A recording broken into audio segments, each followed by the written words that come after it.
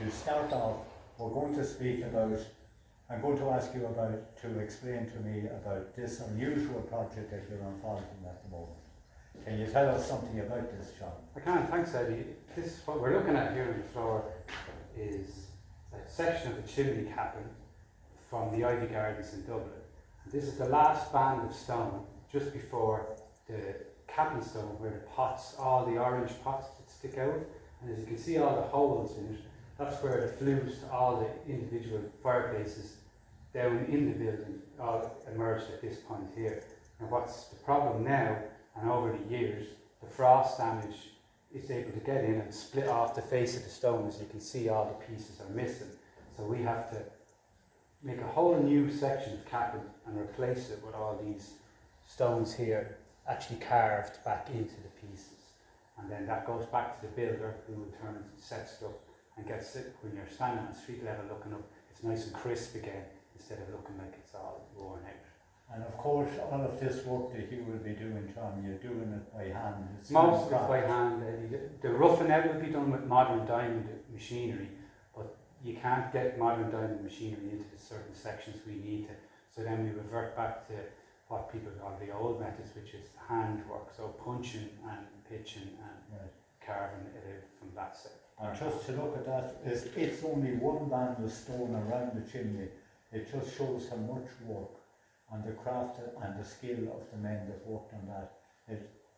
It was a time-consuming occupation. Oh, absolutely. Yeah. But there was a great skill involved in it. Did many stonecutters work here down through the years, John? That would have been at the height of it. There would have been 50 plus men would have worked in this particular yard, in this quarry. And the height of their career job would have been the Galway dry docks, which they manufactured here and sent down to Galway piece by piece. And what they said they achieved at the time was a waterproof joint for the dry docks. So that would have been achieved by slotting the stones together with sections of granite coming out from the beds and slotting in to prevent water penetrating through the joint completely. So that's what they achieved, to get a waterproof joint for the dry dock. Okay, very technical work. And now, John, the next thing we're going to look at is a Celtic cross that you are developing at the moment. I think it's for Glasnevin Cemetery. Maybe you can tell us what you're doing. Okay, yeah, thanks very much. This piece here is exactly right. It's going to Glasnevin Cemetery. It's a traditional Celtic cross. What we do here is we get a slab of granite, we draw out the shape of the cross on it. And then we start with these tools here. These are kind of the modern equivalent of what we used to have years ago. This is a tungsten tipped pitcher and a tungsten tipped hand punch. And what we do here is we chop out as close to the line as we can with this pitcher, and then we start putting this finish. This is a natural hand punched finish on the side of the cross. And then we shape it all the way around and put in these holes here, which these are called the light holes of the Celtic cross.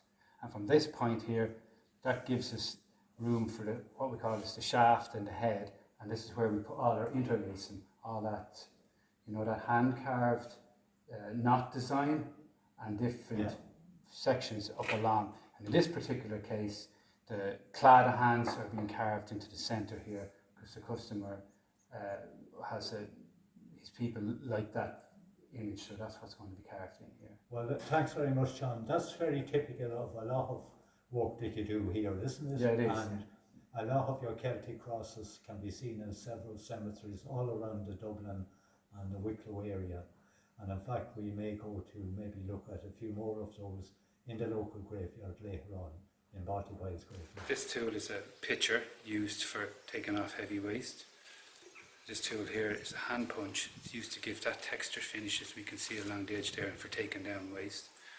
And this is what we call an inch tool. This would be for taking in nice even borders all around the piece and doing finer work.